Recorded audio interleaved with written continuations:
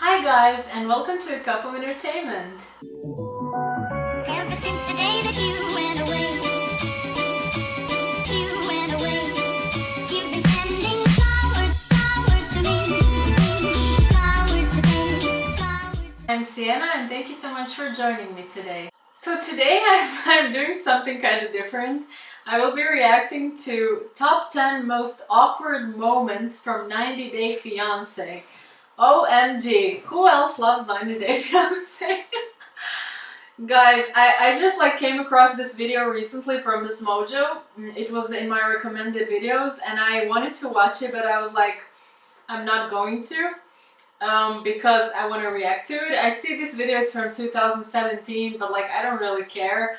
I'm sure there are a lot more, awkward moments now, but whatever. We can maybe react to the second part if there's a second part at some other point. But I love this show so much, and I've been watching this show for a really long time, for years, on and off, and I just find it fascinating that it's become so popular all of a sudden in the last maybe, I don't know, year and a half or 2 years. And I feel like everyone on social media just discovered it, I don't know, a year ago or a year and a half ago when I started seeing everyone obsessing over 90 Day Fiancé. On Twitter and on Facebook and on Instagram and just everywhere, and TikTok of course. And I remember thinking what, did you all just discover this show now? I've been watching that show for such a long time and I never heard anyone talking about it, so I didn't even know that it was that popular. I guess it wasn't until maybe a year or 2 years ago. I guess it wasn't that crazy popular, but it was just one of those shows that I once came across on TLC, and I didn't really know much about it, but then the concept seemed kind of interesting and weird to me because I didn't even know if that was a real thing, this 90-day thing in America, if that really exists. And then of course I started watching the show, and then once you start you can't really stop watching it. That just doesn't work, right? So now everyone's obsessed with it and everyone's like, oh, 90 Day Fiancé, and I'm like, yeah, where have you been until now? So yeah, I really want to see which moments they chose as most awkward, even though, as I said, this is from 2017 video, so there won't be, for example, Ed and Rose or anything like that. But still, I think it would be, fun to do this video, so let's check it out. Let's hop in. Because you have to clean them, man. Oh my god. The couples in this series have 3 scene. months to tie the knot, or face one of them leaving the country. Welcome to Ms. Mojo, and today we'll be counting down our picks for the top 10 most awkward moments from 90 Day Fiancé. I'm a student, but my parents are worried about inheritance because my family, without question, has more money than his. Before we begin, we publish new videos every day, so be sure to subscribe for more great content. For this list, we'll be looking at the moments on the American documentary series and its spin-offs that were painfully awkward to watch. With the more socially faux pas, weird, and uncomfortable, the better. Just try to be Moroccan people just for 1 month. I'm not Moroccan. I know, but try to, because... Why do you want me to be Moroccan? Number 10, meeting the in-laws. It exists. I'm real, so finally I'm here. It's Finally. nice to meet you. Meeting the in-laws for the first time is always an awkward experience, but this moment would take one of the top prizes. Kicking off the dinner with a casual joke about how they'd warned their son not to run off, fall in love with some girl, and bring her home. Whoops. Russ's parents immediately set the scene for some uncomfortable tension. The joke was, when he first left, was, don't go down there and fall in love and, bring a girl back home. And sure enough, he does. Paola's discomfort with the whole situation, from her tight smile and unwillingness to really make conversation, to Russ watching her like a hawk at her side, is very clear. This is one family dinner they probably wouldn't want to repeat. They are really nice. I just want to say they are really nice. But I want my own space. Number 9. Narkia gets catfished. I don't want to date a guy in this area, because the guys in this area are... In the world of cyber love affairs, it pays to be cautious of anyone who seems too good to be true, especially if they pull the tried and true Nigerian prince tagline. Oh my god. He also told me he was living in Alabama. He had a son, and that his son's mother had passed away. After this couple met in an online group for plus-size women, Narkia finds another social media profile of her fiancé's that he hadn't told her about, and it gets her spidey senses I genuinely cannot believe that there are still people who will believe these things when someone tells them that they're like a prince or a king of some country in Africa or wherever. It's usually in Africa on this show. Like, how many princes do you think there are? like every other guy on social media is some sort of prince from some country. Like, what? Who believes that stuff? Like, come on. play. She then finds photos of Alulowo's son with another woman that he had told her had passed away. At the end of the day, Narkia is left with no choice but to come to the conclusion that she's been catfished. Oops. And I'm just over here stressed and not knowing what's going on. Number 8. Chantel versus the Oh, future Jesus, mother-in-law. Chantel. He shares a little too much with his family, and he should keep our private business private. Here's another run-in with the in-laws. The news I remember that, oh God. prenup with Pedro was awkward enough, but his mother's reaction to the news was even more cringeworthy.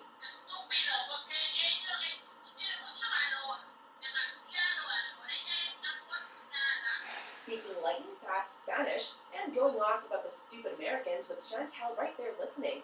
Pedro's mother makes her feelings about the situation with Chantel's parents well known, with little regard for her future daughter-in-law's feelings. Watching Chantel sit quietly and listen when it was obvious she was upset was difficult, especially as she never actually comes back with a reply until the FaceTime call is over. I don't need that in my life, and if I'm going to be calling her my mother-in-law, she's going to have to calm down. Number 7.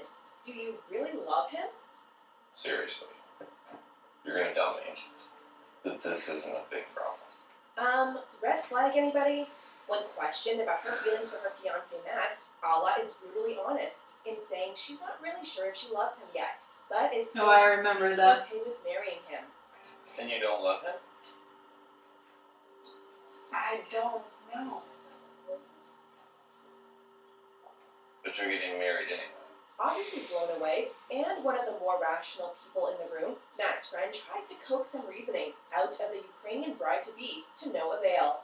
With Matt himself and another female friend sitting in silence, this awkward interrogation made for a pretty significant hiccup in the future of Matt and Ala's relationship. I've got to know that you're here for him in order for me to. What else can she possibly say? She said this 5 times already. But you're getting hoodwinked. It's. Number 6. Nikki's airport arrival. This is the happiest day of my life. I mean, Oh I'm crying, God. but it's the This happiest couple, day of my life. oh my With God. an age difference that was already making audiences cringe, 19 versus 58, the way Mark behaved once he picked Nikki up from the airport was weird from the start. When she placed her hand on the window of his car and apparently left fingerprints. Mark wasted no time in telling her it wasn't allowed. It's not allowed. This was really cringy. This was so cringy. Really? Never touch the window. So I'm not allowed to touch the window. You don't Oh touch God, this To is make difficult matters to even watch. creepier, he tells her that it was one of the rules when his children were young, that they couldn't touch the windows, reprimanding her for messing with his happiness. The last time we checked, he was her fiancé, not her. Listen, guys, I'm all for. I truly believe that age is just a number, and I feel like age is bullshit. Doesn't really mean absolutely anything. It's such an individual thing, and depends, you know, from person to person how they feel and how they act at a certain age. And I really feel like, I don't know, like if both people are adults, that no one should judge them by their age difference. I think it's completely ridiculous. But this couple was just horrendous. Like that, there were so many cringy moments and really horrible. And the fact that he had a wife like similar to her before, also from I think the same country that she's from, and like it's like it was really cringy. It was really cringy. Father. You're weird. I know. You're always I'm always married. Number 5, George's money. So you're basically saying These two, oh my God, these I can two. buy you things. Yes. What's worse, marrying someone only for money or telling someone you're a These millionaire two. to get them to marry you? Either way, when the truth finally surfaced in this ugly situation, it wasn't received well. A couple And that had Fiancé wished is a long savage. before they said I do, George finally dropped the news on his wife that not only was he not a millionaire, but he also was in debt. Needless to say, the notoriously hot-tempered Anfisa wasn't happy. Why do you bring your fiancé from abroad and getting married when you're in debt, when you don't have your together? Dragging him over the coals for lying to her about being able to fund her expensive tastes. This was a situation that dropped jaws the moment it aired. Business doesn't go well. What do you want me to do? Business never went wrong. You just lied to me when I How was do in you Russia. know? You were lying How to do me. you know? Don't interrupt me. Number 4. Aziz and Mike's bedroom roadblock. But 90 days is flying by, and our sex life is still at a standstill. This was the elephant in the room. With this conversation happening over the folding of laundry, and Aziza doing everything she could to avoid eye contact, had audiences cringing in their seats. I think we need to wait with sex. You were supposed to do it as soon as you got here. Yeah. After saying she wanted to wait a little longer before she and Mike consummated their relationship, Aziza's reluctance to pursue the subject and Mike's persistence put everyone on edge. Then there was a creepy half-smile he kept on his face the whole time, as well as his enthusiasm about one day having kids. Perhaps Mike needs to be reminded of the virtue of patience. Aziza may be a little more tight than some American women. I think that she's just still worried about our sexual relationship. I hope she becomes a lot more comfortable. Number 3. Azan tells Nicole to work.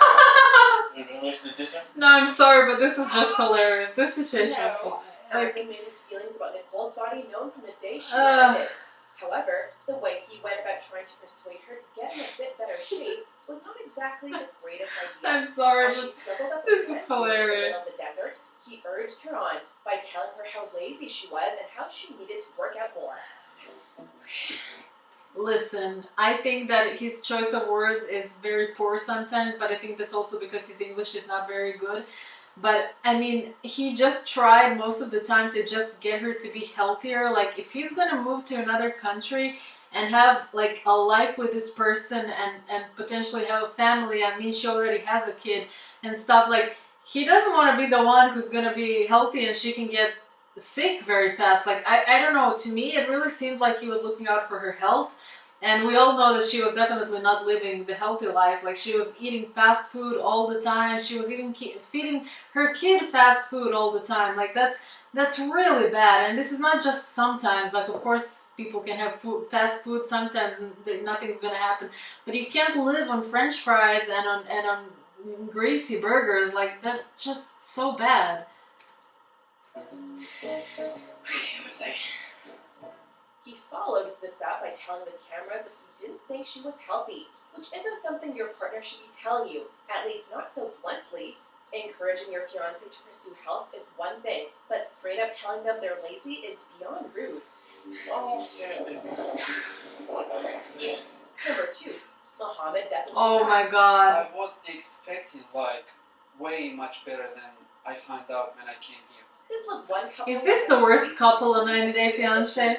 Is it? One finale of the spin-off, Because this was terrible. Mohammed This was and terrible Danielle were couple. questioned on their troubles between the sheets during the couple's town hall segment. Screaming in front of her teenagers, I want my sex tonight. If you don't give me my sex tonight, I will call the immigration. I will get you the Oh my And he went god. casual to cringy in a heartbeat, with Mohammed opening up about the issues Danielle had and some of her wilder past behavior. Between name-calling, accusation, and the stunned looks on the faces of all the other couples present, this interview was shocking in more ways than one. Thank you very much for. If you asking me like why I'm not having sex with her, then you put it out there. I have to explain it. Alright. Before we reveal our top pick, here are a few honorable mentions. What is the problem?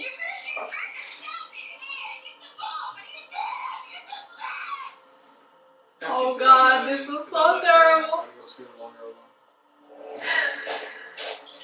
That was nice of you. That's Oh my god. You walked away from me. I'm here trying to talk to you. You know, it's just because I'm better than you. I don't do No, back you're not. You're a user, Mohammed. You.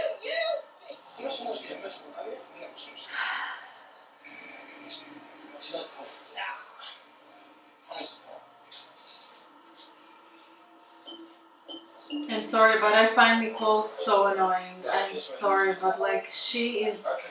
I don't know how anyone would deal with her. Like she's. Like I can't Number even. one, the awkward silence. Did you regret etching the word These idiot two. to the wall? Why not? Do the Emmys have a category for most awkward moment?